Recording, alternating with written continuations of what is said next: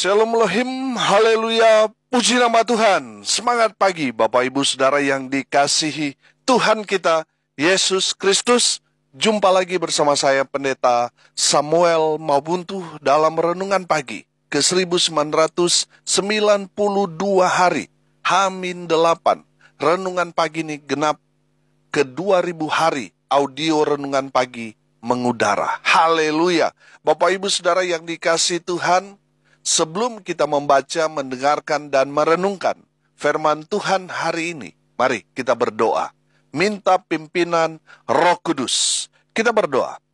Bapa di surga, berbicaralah kepada kami semua. Pakai firman Tuhan ini untuk menegur kami, menasihati kami, meneguhkan iman, percaya kami. Dan biarlah firman Tuhan ini melawat kami semua dan memberkati kami semua.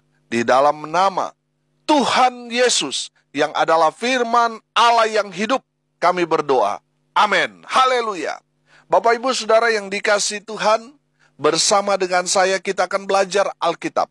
Dari kitab Kejadian sampai kitab Wahyu.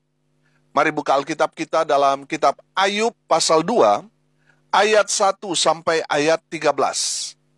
Demikian firman Tuhan. Pada suatu hari, datanglah anak-anak Allah menghadap Tuhan, dan di antara mereka datang juga iblis untuk menghadap Tuhan.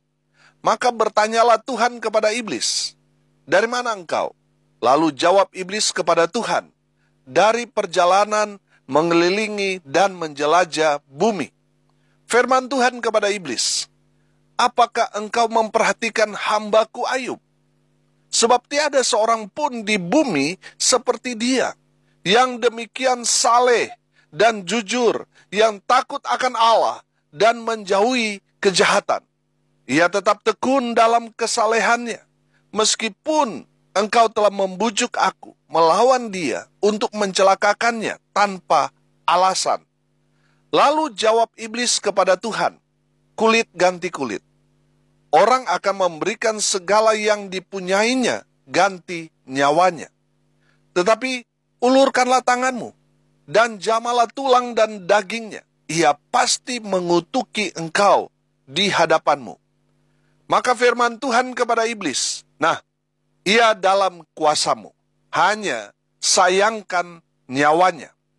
Kemudian iblis pergi dari hadapan Tuhan, lalu ditimpanya Ayub dengan bara yang busuk dari telapak kakinya sampai ke batu kepalanya. Lalu Ayub mengambil sekeping beling untuk menggaruk-garuk badannya sambil duduk di tengah-tengah abu. Maka berkatalah istrinya kepadanya, "Masih bertekunkah engkau dalam kesalehanmu? Kutukilah Allahmu dan matilah." Tetapi jawab Ayub kepadanya, "Engkau berbicara seperti perempuan gila. Apakah kita mau menerima yang baik dari Allah, tetapi tidak mau menerima yang buruk?" Dalam kesemuanya itu, Ayub tidak berbuat dosa dengan bibirnya. Ketika ketiga sahabat Ayub mendengar kabar tentang segala malapetaka yang menimpa dia, maka datanglah mereka dari tempatnya masing-masing, yakni Elifas orang Teman, dan Bildad orang Sua, serta Sofar orang Naamah. Mereka bersepakat untuk mengucapkan bela sungkawa kepadanya dan menghibur dia. Ketika mereka memandang dari jauh, mereka tidak mengenalnya lagi. Lalu menangislah mereka dengan suara nyaring. Mereka mengoyak jubahnya dan menaburkan debu di kepala terhadap langit. Lalu mereka duduk bersama-sama dia di tanah selama 7 hari 7 malam. Seorang pun tidak mengucapkan sepatah kata kepadanya, karena mereka melihat bahwa sangat berat penderitaannya. Amin, firman Tuhan. Haleluya. Bapak Ibu Saudara yang dikasihi Tuhan, konteks kebenaran firman Tuhan ini ketika anak-anak Allah dan juga iblis datang menghadap Tuhan. Tuhan bertanya kepada iblis di ayat 3. Sudah perhatikan, saya bacakan sekali lagi. Firman Tuhan kepada iblis, "Apakah engkau memperhatikan hambaku Ayub? Sebab tiada seorang pun di bumi seperti dia, yang demikian saleh dan jujur, yang takut akan Allah dan menjauhi kejahatan. Ia tetap tekun dalam kesalehannya, meskipun engkau telah membujuk aku melawan dia untuk mencelakakannya tanpa alasan. Bapak Ibu Saudara yang dikasihi Tuhan, dalam terjemahan baru, di sana ditulis memperhatikan. Kalau di dalam terjemahan firman Allah yang hidup ditulis apakah engkau melihat. Jadi memperhatikan di sana, kalau dalam firman Allah yang hidup, terjemahannya ditulis, apakah engkau melihat hambaku Ayub. Bapak Ibu Saudara yang dikasihi Tuhan, Tuhan memperhatikan, Tuhan melihat kehidupan Ayub, karena Ayub seorang yang saleh, seorang yang jujur, berintegritas, seorang yang takut akan Tuhan, seorang yang tidak mau kompromi dengan dosa sehingga dia menjauhi segala kejahatan. Dan seorang yang tekun, seorang yang setia mengikut Tuhan. Haleluya. Bapak Ibu Saudara yang dikasihi Tuhan, perhatikan. Dalam pertemuan itu terjadi dialog antara Tuhan, anak-anak Tuhan, dan juga iblis. Tuhan memuji Ayub di hadapan anak-anak Tuhan dan juga di hadapan iblis, karena Ayub hidup dalam kebenaran. Haleluya. Bapak Ibu Saudara yang dikasihi Tuhan, saya percaya Tuhan memuji saudara di hadapan anak-anak Tuhan, di hadapan iblis, ketika saudara dan saya hidup dalam kebenaran. Amin. Saudara perhatikan bahwa di zaman Ayub, mata Tuhan hanya tertuju kepada Ayub karena Ayub hidup dalam kebenaran. Haleluya. Bapak Ibu Saudara yang dikasihi Tuhan, saya percaya mata Tuhan tertuju kepada saudara dan saya ketika kita hidup seturut dengan kebenaran firman, hidup dalam kebenaran. Haleluya. Iblis meminta agar Tuhan memberikan iblis kuasa atas Ayub dengan tujuan untuk menguji Ayub. Amin. Apakah kalau Ayub menderita sakit, apakah dia masih hidup dalam kesalehan, takut akan Tuhan, menjauhi kejahatan? Apakah dia tetap tekun setia kepada Tuhan? Tuhan kemudian mengizinkan iblis untuk menguji hidupnya Ayub. Haleluya. Bapak Ibu Saudara yang dikasihi Tuhan, Tuhan mengizinkan iblis menguasai hidup Ayub. Hanya nyawanya yang tidak boleh dikuasai oleh iblis. Kehidupannya, kesehatannya, kekayaannya, silakan Tuhan serahkan kepada iblis untuk diuji.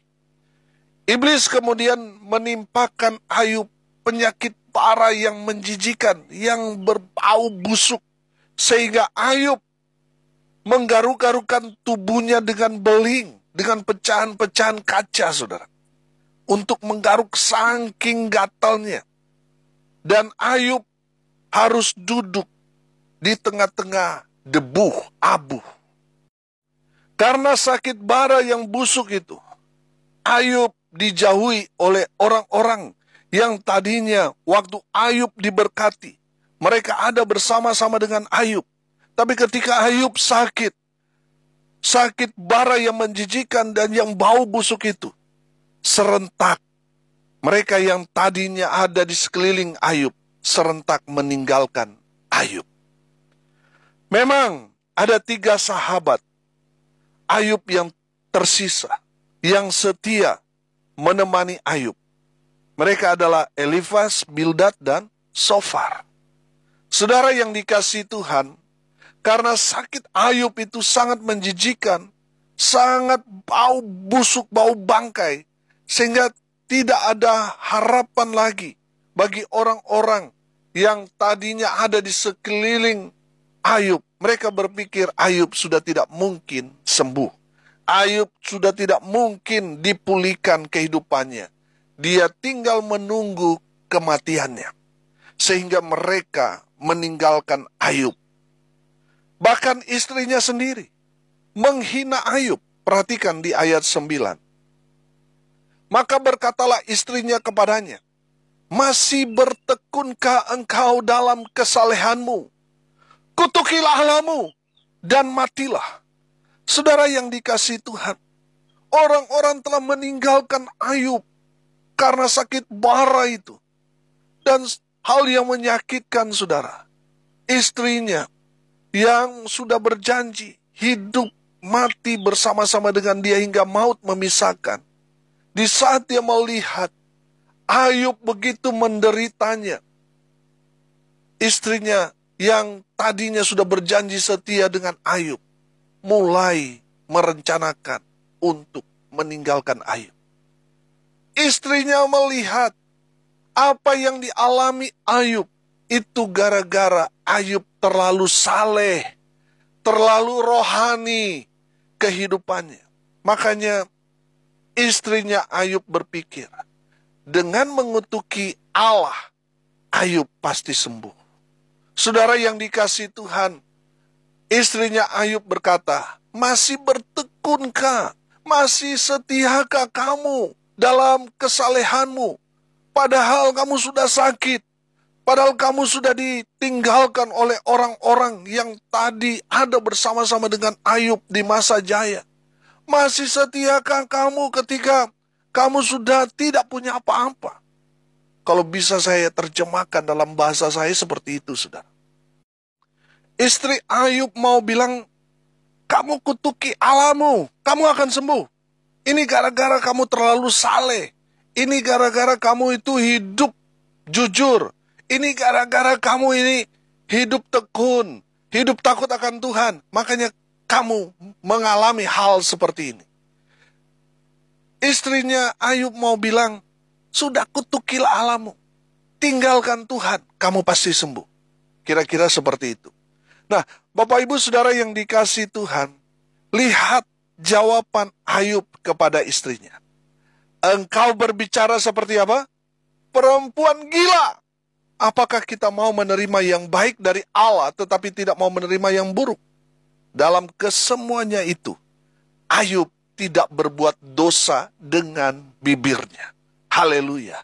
Bapak Ibu Saudara yang dikasihi Tuhan, jadi kalau saudara sudah berjanji kepada Tuhan untuk melayani Tuhan, untuk setia ikut Tuhan, lalu ada tantangan, datang silih berganti, kemudian ada orang yang menasihati, saudara berkata, ini gara-gara kamu terlalu saleh sih, ini gara-gara kamu hidup takut Tuhan, jujur, kamu setia, tekun, melayani Tuhan, akibatnya kamu sakit, kamu bangkrut dalam usaha dan lain sebagainya.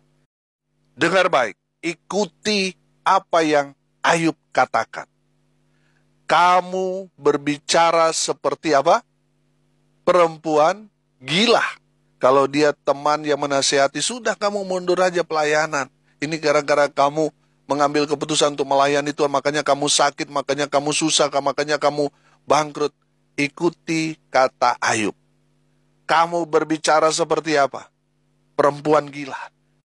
Kalau dia temanmu, bilang kamu berbicara seperti orang gila. Kamu hanya mau menerima yang baik, tetapi yang buruk tidak mau. Artinya apa, saudara? Kamu tidak tahu bersyukur. Nah, saudara yang dikasihi Tuhan, dari firman Tuhan ini, kita belajar. Yang pertama, hidup Ayub mendapat perhatian di mata Tuhan karena Ayub hidup dalam kebenaran. Amin. Bapak Ibu Saudara yang dikasihi Tuhan, kita tahu bahwa bagaimana hidup Ayub sebelum dia mengalami ujian hidup yang begitu berat ini. Ayub seorang yang diberkati Tuhan dengan luar biasa. Kenapa dia diberkati? Karena dia mendapat perhatian Tuhan. Karena Ayub hidup dalam kebenaran. Haleluya. Kalau saudara hidup benar, maka semua berkat-berkat Tuhan, Tuhan akan curahkan, berikan, alirkan dalam kehidupan saudara. Amin. Saudara yang dikasihi Tuhan, kita belajar saudara. Banyak orang yang kaya karena tidak benar, pada akhirnya apa? Menderita. Susah saudara. Anak-anaknya terlantar, hidup dalam penderitaan, kemiskinan, kemelaratan, dan sebagainya. Tapi saya melihat, saudara, orang-orang benar, walaupun tadinya mereka hidup sederhana, tapi kemudian mereka diberkati Tuhan dengan luar biasa. Anak-anak cucunya menikmati berkat-berkat Tuhan. Karena apa? Mereka hidup dalam kebenaran. Mereka mendapat berkat dengan cara yang benar dan lain sebagainya. Makanya Tuhan memberkati kehidupan mereka. Bapak Ibu Saudara yang dikasihi Tuhan, jangan bangga dengan kekayaanmu yang luar biasa, rumah mewah, harta benda di mana-mana. Tapi kalau itu didapati dengan cara yang tidak benar, Tuhan akan ambil semuanya itu. Mungkin sekarang saudara masih menikmati. Tapi kalau saudara tidak bertobat, saudara akan menderita, susah. Dan semuanya yang saudara dapatkan dengan cara yang tidak benar, Tuhan akan minta pertanggungjawaban. Semua di hadapan Tuhan. Bapak Ibu Saudara yang dikasihi Tuhan, kita kembali kepada Ayub. Ayub mendapat perhatian Tuhan karena Ayub hidup dalam kebenaran. Dan Tuhan memberkati Ayub dengan luar biasa karena dia hidup dalam kebenaran. Haleluya. Yang kedua, hidup dalam kebenaran seperti kehidupan Ayub tidak menjamin Ayub bebas dari masalah. Masalah itu pasti ada. Untuk apa? Untuk menguji kita supaya kita semakin dipermuliakan. Amin. Saudara yang dikasihi Tuhan, mau dia orang percaya mau dia bukan orang percaya, semua akan mengalami yang namanya ujian hidup.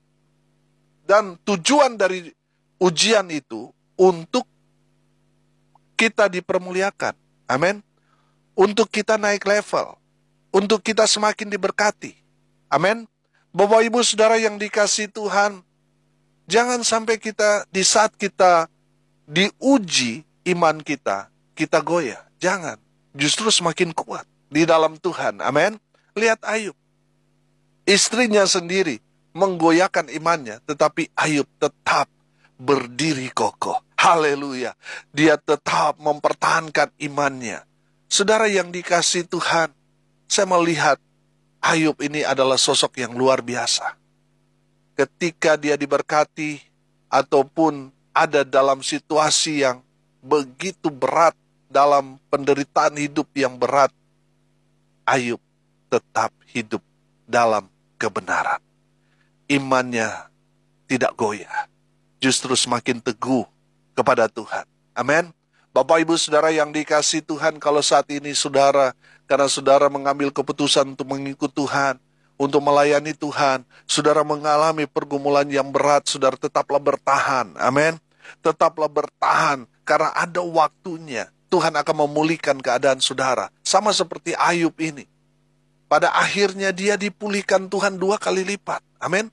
Dan saya percaya apa yang dialami oleh firman Tuhan itu juga berlaku buat saudara dan saya. Kalau kita saat ini sedang mengalami kesusahan, saudara jangan goyah iman. Tetap teguh di dalam Tuhan. Amin.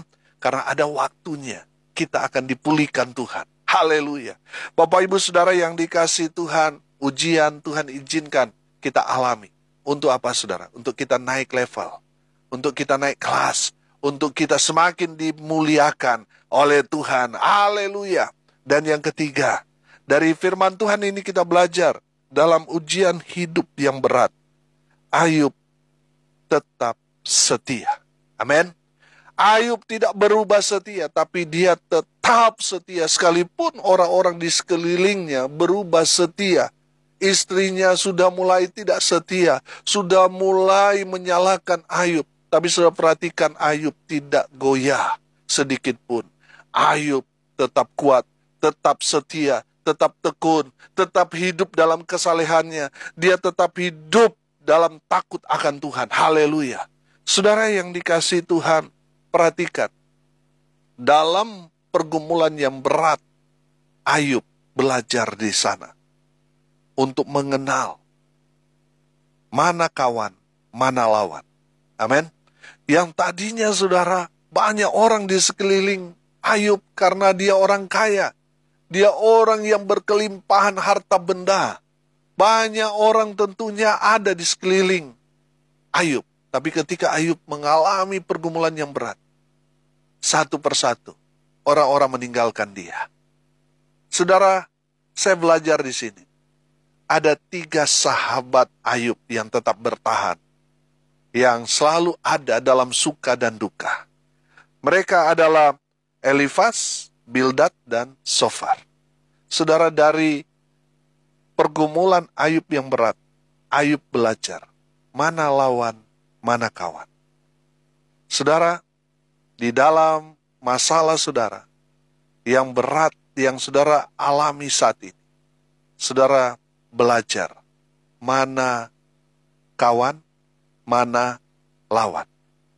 Saudara yang dikasihi Tuhan, dari kebenaran firman Tuhan ini mau mengajarkan kepada kita, walaupun kita mungkin ditinggalkan oleh orang, karena kita percaya kepada Tuhan, kita hidup di dalam Tuhan, kita melayani Tuhan, kita hidup dalam kebenaran. Orang-orang yang tidak benar, orang-orang yang tidak sefrekuensi dengan kita, orang-orang yang tidak seiman dengan kita, mulai meninggalkan kita.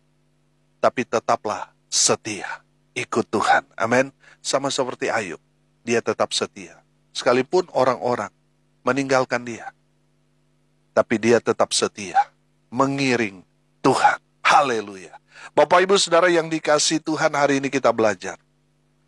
Ayub mendapat perhatian dari Tuhan karena Ayub hidup dalam kebenaran. Yang kedua, kita belajar dari Ayub. Sekalipun Ayub hidup dalam kebenaran, tidak menjamin Ayub bebas dari masalah. Masalah datang untuk menguji iman kita. Amin. Saudara yang dikasihi Tuhan, ujian akan Tuhan izinkan terjadi dalam hidup kita supaya kita naik kelas, naik level, saudara. Supaya kita semakin dipermuliakan. Haleluya. Dan yang terakhir, kita belajar.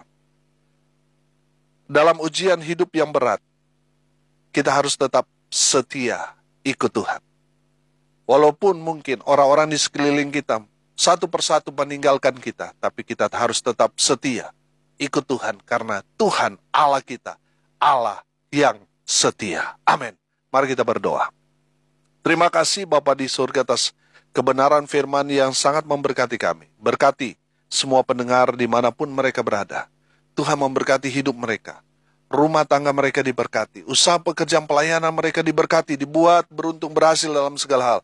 Mereka yang sakit Tuhan sembuhkan. Mereka yang lemah Tuhan kuatkan. Hibur mereka yang berduka cita. Hamba berdoa biarlah berkat Tuhan dari surga turun, memenuhi semua pendengar. Bapak Ibu Saudara yang dikasihi Tuhan, arahkanlah hatimu dan terimalah berkat dari Tuhan Yesus. Tuhan memberkati engkau dan melindungi engkau. Tuhan menyinari engkau dengan wajahnya dan memberi engkau kasih karunia.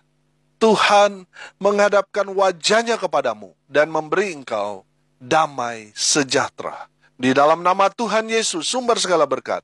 Bapak Ibu Saudara yang percaya, diberkati Tuhan, katakan amin. Puji Tuhan.